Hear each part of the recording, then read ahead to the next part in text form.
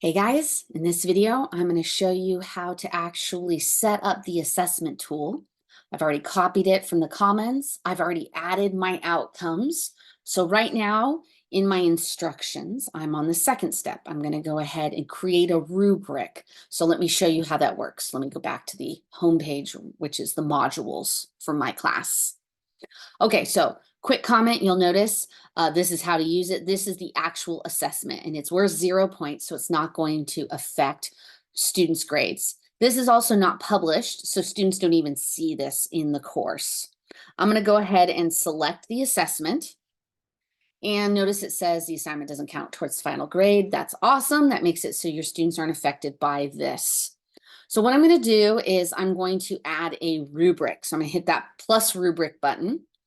And what it brings up is like this default rubric, like placeholder almost, and you can edit it, but we don't need it at all.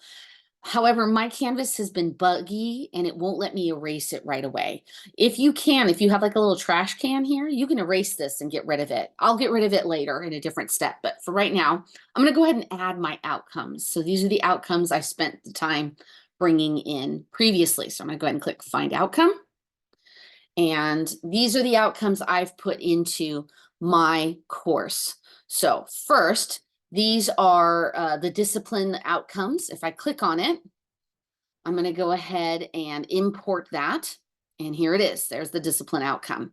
Let me go ahead and do that again for the second one. And you'll have to do it one by one. So I'm going to pause the video and add these all to my course. I'm going to go ahead and do all of the course outcomes. And then these are the comprehensive outcomes, which I only ended up adding 4 of those in. And then you'll start up with me here again in a second. Okay, I only have one more outcome to add. This is the last one I need to add from all of them. I'm going to go ahead and bring that in. And now they are all here listed under the rubric I have created. Okay, now it's really important. Do not forget this step. Click Create Rubric. If you don't click this, you're going to lose everything you just added. So I'm going to go ahead and hit Create Rubric. And now all of them are saved as a rubric on the outcome assessment. Okay, now I just realized I forgot to actually change the title of this rubric. So this is how you edit the rubric. And I'm going to go ahead and change this title. I'm going to call it Outcomes Assessment Rubric. As you can see, my computer is remembering other titles I have done.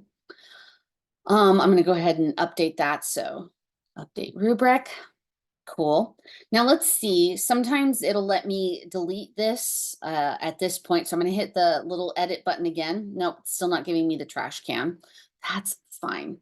I'm going to hit cancel and I'm going to go back over into modules and I want to see where I'm at right now in the outcomes assessment instructions. Okay, so here is where we're at. Once you've created the rubric, you can use that to assess the outcomes. I'm going to try one more time to delete that line on the rubric. So I'm going to go ahead and go back to the home page, which is my modules page. Click on the assessment and see if now it'll let me delete that. Yay, it did. Okay, so for some reason, this doesn't show up on mine right away. Hopefully it shows up on yours right away. Just go ahead and click trash can and now it just has the outcomes on this rubric and that's all that's going to show up. If for some reason you have trouble getting rid of that too, just contact Canvas. That's what I did. And then for some reason, once they looked at it, it allowed me to start accessing it, but not right away. And I don't know why. Okay, but there we go. This is now set up. And at this point, you are ready to start assessing. So I'm going to go ahead and stop here and do another video devoted just to that.